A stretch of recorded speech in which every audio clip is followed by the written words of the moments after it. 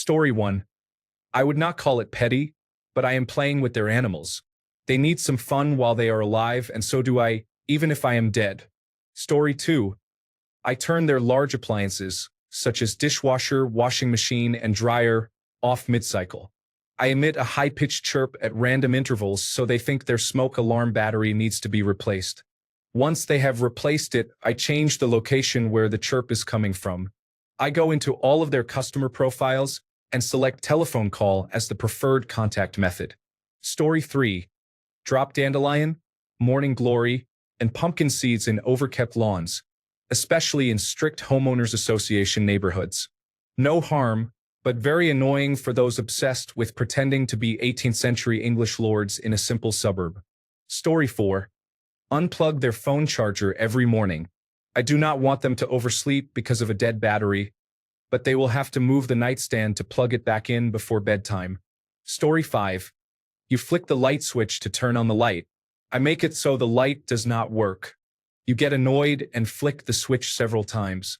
Somewhere in the middle of your flicks, I turn the light on, but you are flicking so fast you turn it off again.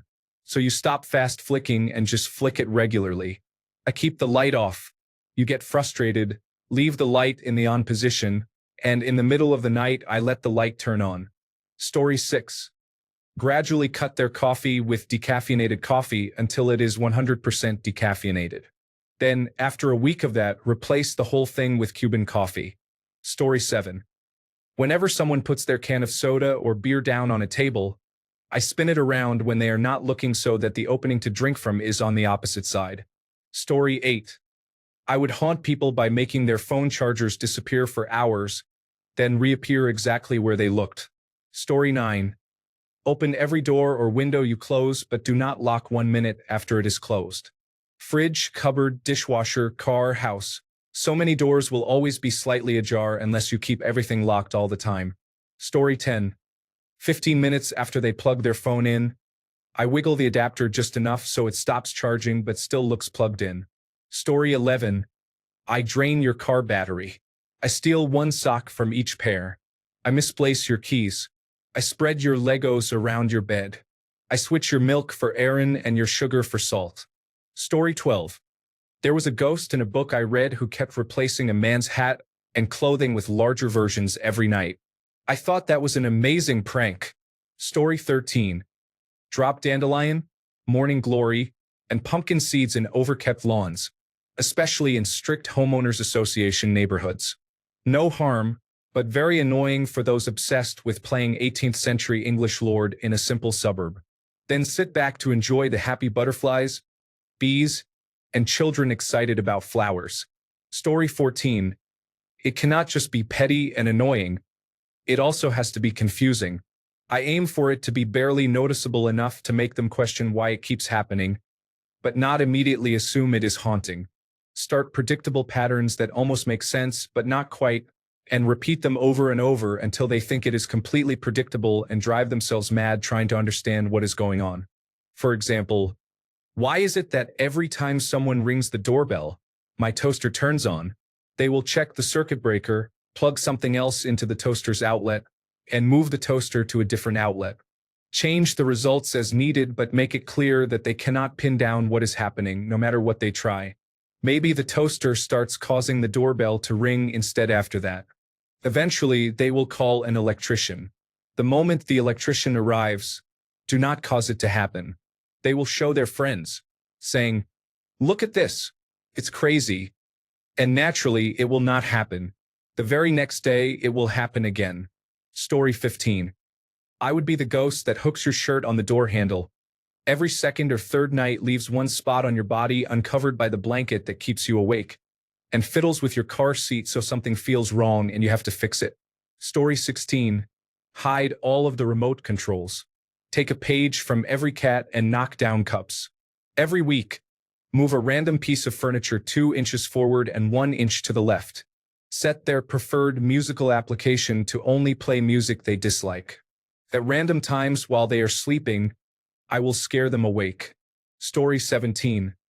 That thing that you went insane trying to find, that one right in front of your face, I am going to move it again. Story 18. Probably just watch them have sex and rated a low score out of 10 every time in the fog on the bathroom mirror. Story 19. When people are about to go to sleep, I just sit on the floor of the room and casually say different foods like fried chicken at a subtle but audible level. Then I do it again the next night with a different food, eggplant parmesan. Venti caramel macchiato. Story 20.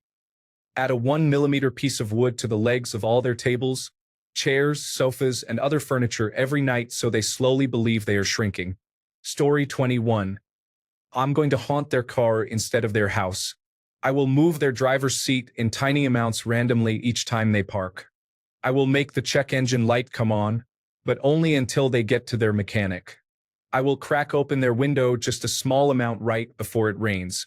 I will move their car over a few spaces when they go into the store. I will knock things into the unreachable space between the seat and center console. Story 22. Mixing up the cutlery in the drawer causes your spoons, forks, and butter knives to be permanently scrambled. The prongs of the forks also have the curve of the spoons stuck in them, so you have to untangle them every time as well. Story 23. Keep turning off their emotional support fan in the middle of the night. Sprinkle sugar directly in front of the bathroom door every time they shower. Not enough to see, just enough to feel the grit on clean feet. Constantly open their cigarette pack so the cigarettes go stale.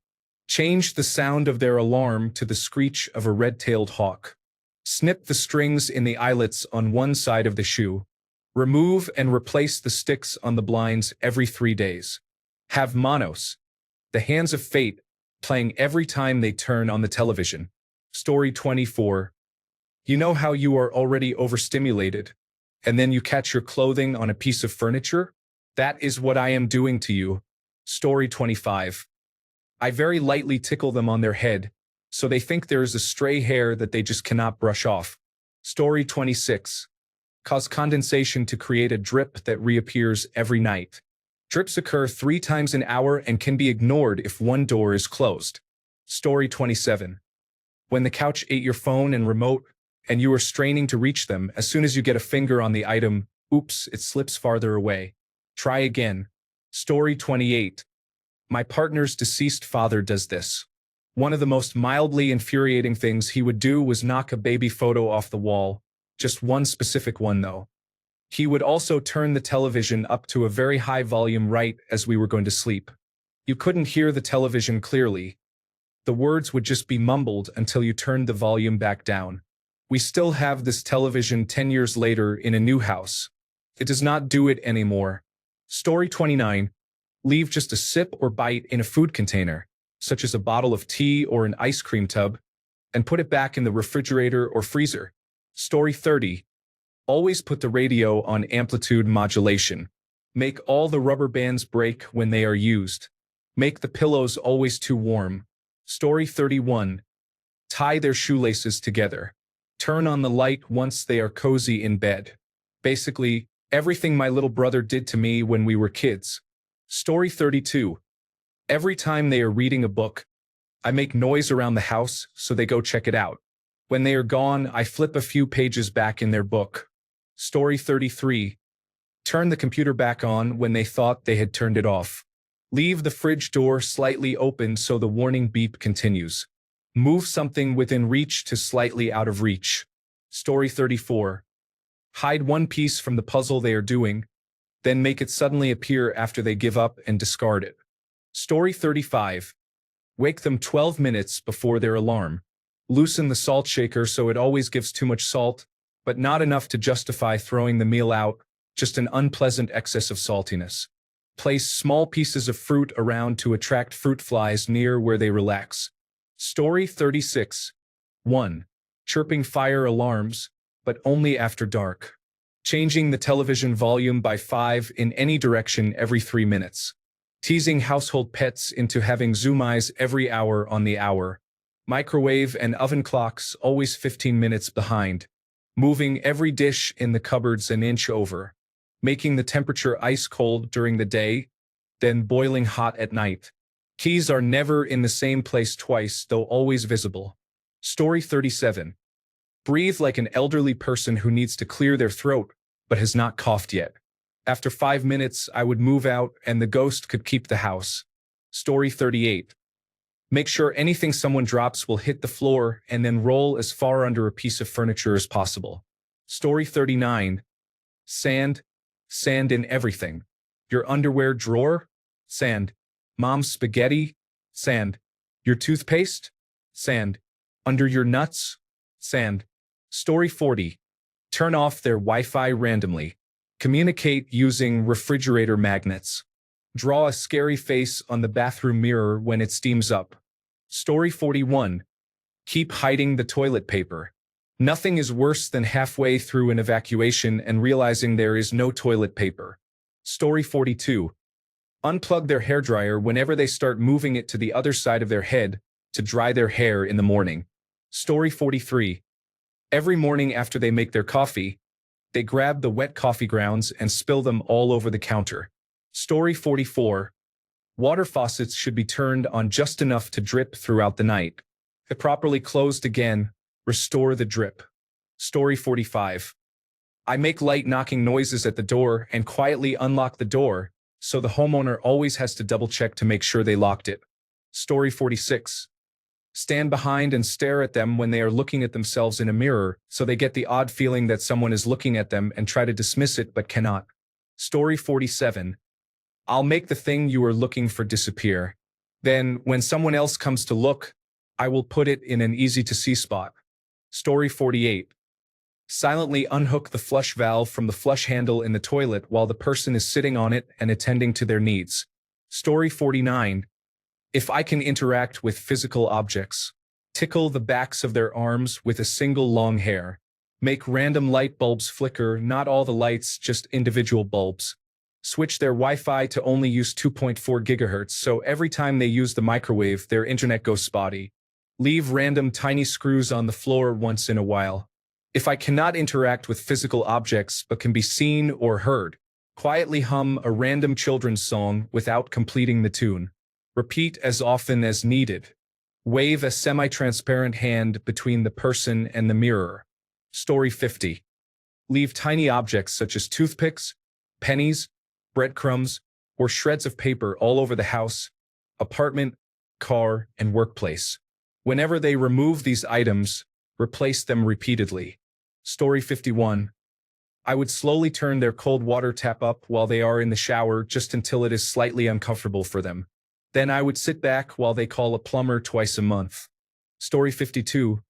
I would flip the toilet paper roll so it is always opposite the way it was, and then I would make sure there is always a bit of toothpaste on the mirrors in the bathroom. Story 53. I would sit in the refrigerator and hold the button for the light down so it does not come on when the door opens. Story 54. I would play with their animals first. To be petty, move necessary items to completely random places where they have not been before. I would take one sock after they were matched and put in the drawer. Favorite item? That is going missing for 2 weeks. They will find it in the attic or basement, whichever is creepier, and where I dwell, so I can bang right when they find their lost item. Watching people scramble is hilarious anyway. Story 55. I would do exactly what my ghost does to me. Wait until my victim is busy doing the dishes and has hands in rubber gloves. Then tickle the hair wisps in their nose and ears repeatedly. Story 56. I moved all their nail clippers into the drawer in the kitchen that does not open fully unless the refrigerator door is open. Story 57. Keep opening the drawers everywhere. Open a different drawer every time you close one. If you close one in the bedroom, I will open one in the kitchen. The only catch, I guess, is if you leave a drawer all the way open. That would be the most inconvenient one and in the way all the time. Story 58. Not me, but my grandfather. He has been haunting my grandmother's house, which is now my niece's house, for over 50 years. In life, my grandfather was a cigar smoker. Over the years, guests staying in the guest bedroom, formerly my grandparents' bedroom, have been awakened during the night by the smell of cigar smoke. There is no visible smoke and no other manifestation, just the odor of cigar smoke. Story 59. I have a ghost in my house. The most annoying thing is that it steals my bracelets while I sleep and turns candles on and off. Story 60. Turning on the music, that is what mine did. I had to unplug it when I needed quiet. She was 6 years old and we got along well. She did not care for my abusive ex and was emphatic about it. Story 61. Move objects slightly from their original position when no one is looking so that people slowly feel like they are going crazy. Story 62. Switching the orientation of their batteries in any device with a remote. Randomly increasing the brightness on dimmable lights by small amounts. Tightening all jars so tightly that a rag is always needed to open them. If it is a couple, switching the placement of toothbrushes and car keys if they are organized. Story 63. I will draw my ghostly finger across your bare skin and make you think you have a bug crawling on you. I will whisper your name in your ear while you are asleep so you wake up not knowing if you dreamed it or if it was real. Story 64. I would whisper their name right as they fall asleep, hide one sock from every laundry load, and slightly misalign every wall frame in their house. Just enough to drive them mildly insane but not call an exorcist. Story 65. Hide toilet paper in random locations. If you want to use it, it will not be in the holder. I have put it on your roof. You might wonder if you are sleepwalking because I have placed your toilet roll in the fridge. It will be different each time. Complain to paranormal investigators all you want, but you will sound irrational regardless. You might find a toilet roll under the sofa or in the stairwell. Good luck explaining how this is a problem to anyone while I am trolling you from the afterlife. Story 66. Follow the person around so they always feel like they are being watched. Slightly move their hair to scare them enough to make them think it is a bug. Story 67. I am a regular roommate but only become active with ghostly pranks when you are in the bathroom. Showering at night, I turn off the lights. Using the toilet paper is gone. Brushing your teeth, you touch the toothpaste and it explodes, or I remove all the bristles from your toothbrush. Clogged the toilet, the plunger is gone. Good luck. Looking in the mirror, it is all fogged up. Showering, I change the water temperature randomly at random intervals. If you are a man urinating, the toilet lid falls. I hope you can stop on command. If you are a woman urinating, I do not know how to mess with you here. Your towels? Always damp. Story 68. I would whisper in their ear right before they are about to reach orgasm every single time. They would not be able to enjoy orgasms anymore because it would send shivers down their spine. Story 69. Whenever they remove the lid from a container such as jam, milk, or peanut butter, they should place the lid on a different counter. Story 70. I wouldn't call this petty, but I would move a piece of furniture half an inch every day until I drive them insane. They would have no idea until the couch they had in the middle of the room is now all the way in the bathroom. Story 71. Moving car keys to the bottom of the toilet. Even when clean, it is not that clean. Maybe under a desk or bed, or maybe back in the car they drive. Fire alarms going off in the middle of the night, draining the battery so they hear the chirp. Nice warm shower, then flush the toilet. Missing socks and underwear. Poke holes in the condoms. Story 72. By proving people wrong, someone argued that they did not leave their keys in the couch. Then I made the keys appear in the couch. No one is safe. Story 73. Actually, I would be a calm ghost who helps people out. Hey man, I just heard them over there talking negatively about you. You need to get better friends. I don't think they respect you. You are a much better person than that and you have a lot to offer. Do not live life trying to please these types of people. Or, there is no reason to be afraid of the dark, kid, and even if you are, that is okay. Try to get some rest. I will stay up a bit and keep an eye out, okay? I will just relax with your stuffed bear over here. Story 74. I make a random chirping noise like when your smoke alarm's battery is low, except it is purely random and usually right as you close your eyes to go to bed. Mwah! Story 75. When you bump a door or something and it closes perfectly, it feels nice, right? That is not happening with me around now. Turn around and close whatever you just bumped manually like you are supposed to do. Story 76. Hiding phones, remotes, and taking one of every sock they have so they never have a matching pair again. Story 77. Swap their pictures around.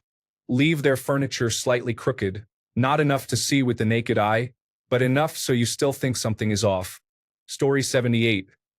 Untie one shoelace and tie a triple knot in the other as they are going out. If they are from Ontario, I turn the bag of milk so it is facing the wrong way in the jug. Story 79. I move all their stuff about 1 inch to the left so they can sense something is off and start to bump into things, but everything looks the same. Story 80. Siphon off 20% of your phone battery. Provide just enough Wi-Fi that it will think it is there but not enough to use. Whisper, "Help me," when they are alone, like 1 or 2 times a month. All of the chicken they buy smells kind of funny, but not like it has gone bad yet. However, it might have. Who knows? Story 81. I am eating. Did they buy 3 8-packs of hot dog buns and 2 12-packs of wieners? I will eat 1 bun. Haha. Story 82. I'll put the toilet seat up every now and then. It will drive my wife nuts, and she will know it is me. Story 83. Oh, I am definitely haunting the Philadelphia Phillies and the New York Mets. I am basically blowing any time they are up to bat and gusting to knock down any fly balls. Story 84. Make their hair clump up slightly. Pull one corner up from their bedsheets. Raise or lower the air temperature after the heater and air conditioner cycles just enough to make them uncomfortable. Give them bad breath even after brushing their teeth, as some people already have this. Deflate their car tires just enough so they sag, and never let the gas tank gauge read as full. Story 85. Probably move things farther and farther away in the house, like moving the couch farther and farther away from the television. Story 86. I would move small items around. For example, if you have 2 trinkets on a shelf, I would swap their positions so the person I am observing feels slightly confused. Story 87. So many petty haunting actions I would choose have already been posted. I would randomly unplug the television, computer, wireless internet router, and turn off phones. Story 88. Every time they place a small object on a flat surface, I wait until they leave the room, then nudge it somewhere inconvenient. Maybe it rolls under the couch, slips behind a dresser, or ends up wedged in some impossible crack. Nothing dramatic, just enough to make it seem like they misplaced it. I choose one specific family member to target so it feels personal, like their mind is playing tricks on them. Once it starts to really affect them, I stop for a couple of months. Long enough for them to start doubting whether it ever really happened at all. Then, just when it becomes a distant, half-forgotten memory, I start again. Slowly, subtly, repeating the cycle. Story 89. Constantly call from one of the countless scam-likely numbers, then hang up as soon as the person answers. Story 90.